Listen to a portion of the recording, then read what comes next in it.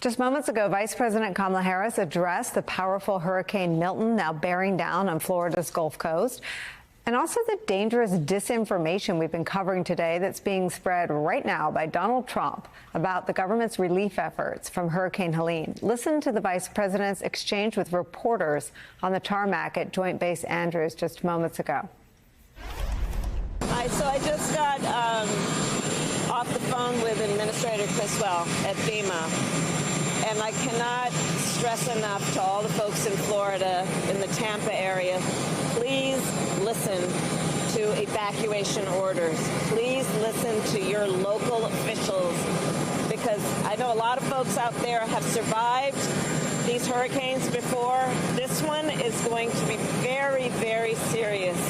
And I urge you to please just grab whatever you need. Listen to the orders you're getting from your local officials. They know what they're telling you, and they know what Milton is about to be.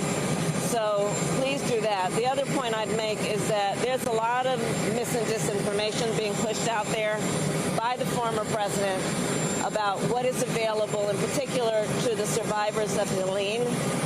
And first of all, it's extraordinarily irresponsible. It's about him. It's not about you.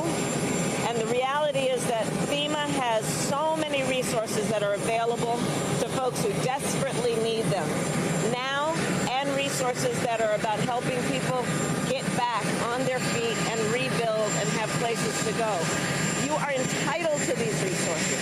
People are entitled to these resources, and it is critically important that people apply for the help that is there to support. That all of those resources were created for just these kinds of moments in an emergency situation, knowing that folks are entitled to have the relief that they so rightly need at this moment in time. So listen to your sheriffs around the places that have been impacted by Helene. Listen to your local sheriff, who's going to tell you straight about what's available to you and how, for so many reasons and ways, there are no conditions attached to the relief that's available to you. Madam President, Governor DeSantis, NBC is reporting Governor DeSantis is ignoring your calls on hurricanes, resources, and help. How does that hurt the situation here? You know, moments of crisis, if nothing else, should really be the moment that anyone who calls themselves a leader says they're going to put politics aside and put the people first. People are in desperate need of support right now, and playing political games at this moment in these crisis situations, these are the height of emergency situations, is just utterly irresponsible, and it is selfish, and it is about political gamesmanship instead of doing the job that you took an oath to do, which is to put the people first. Madam Vice President. It was Vice President Kamala Harris, I believe, on her way to New York, fielding some questions from reporters about, putting it plain, quote, you are entitled to these resources. Listen to the sheriffs. I mean, she's dealing both with the disaster that Trump has made out of the efforts to respond to Hurricane Helene by making people distrust FEMA and people there to help them rebuild, as well as warning people now in the path of another deadly hurricane to listen to, as she just said, quote, listen to your sheriffs. Right. I mean, it's so ridiculous that this man continues to shovel so much BS and to put people in danger in clear and undisputable ways. He's putting folks in danger. But what's interesting is that what he's saying is that he's putting forward a claim, Nicole, that enters into an ecosystem that automatically has distrust of the federal government. Right? Automatically has distrust of the federal government. So he's deepening that distrust in a moment in which the federal government is needed. And so it's almost a self-fulfilling prophecy. See, they don't support you when you need support. Republicans aren't funding it. I mean, there's a list of how many Republicans that did not fund FEMA or voted against FEMA not too long ago. And so this is entering into an ecosystem that actually deepens that sense of distrust. And Donald Trump's lying upon lying upon lying puts people in danger. And it just irks me as someone who grew up on the Gulf Coast, who's lived through hurricanes, who knows what this is about, who knows what awaits folk and what folk are actually going through now.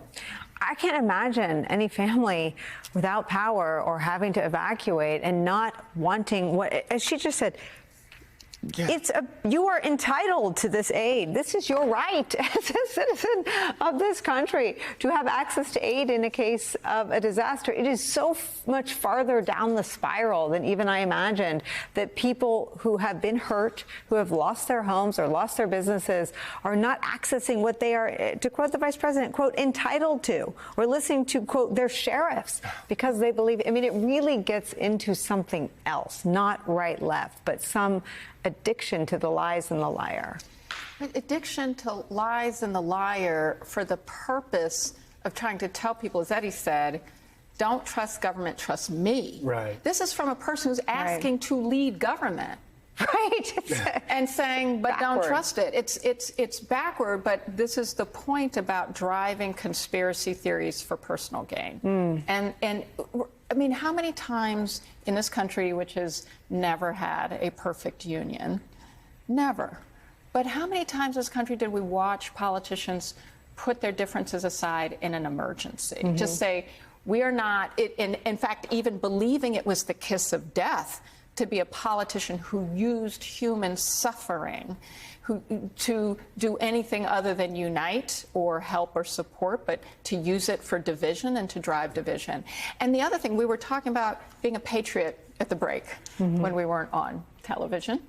And this point about where mis and disinformation is coming from in this election cycle, we should not forget we have been warned about the way we have foreign countries interested in driving division between us as Americans who are also utilizing social media platforms and creating mis and disinformation. It is even more incumbent upon someone asking to be a commander-in-chief of this country, as well as someone who is going to lead government, ensure that government is serving all its people, to be very cautious about where they're getting information, what they spread. So in every way, what was most interesting about what Kamala Harris said is, when she showed up on that tarmac, she showed up as a vice president. She actually, all her intermurves were not about the election. It was about her saying as a vice president, this is what you're entitled to. It shifts to politics because of what he has done, not because what she was doing.